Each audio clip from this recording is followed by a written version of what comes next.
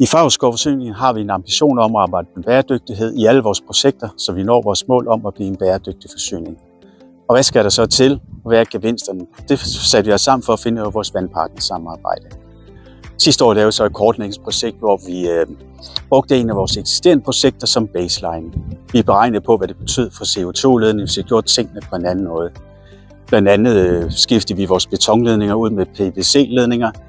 Vi strømbeforede nogle af vores eksisterende ledninger i stedet for at lægge nye ledninger, og vi flyttede ledninger ud i græsarealer i stedet for at lægge dem i befæstede arealer. Og resultatet blev egentlig meget fine, som vi i dag bruger til at afprøve nye løsninger og nye metoder. Blandt andet har vi meget mere fokus på at have jordbalance i vores projekter, og vi vurderer gang på gang, om vi kan genbruge vores ledninger, i stedet for at lægge nye ledninger. For os som entreprenører har det været et rigtig spændende projekt at være en del af i Favrskov. Vi er blevet mere konkrete, hvad det er, vi kan gøre anderledes. Vi vidste faktisk ikke, hvad vi nåede frem til.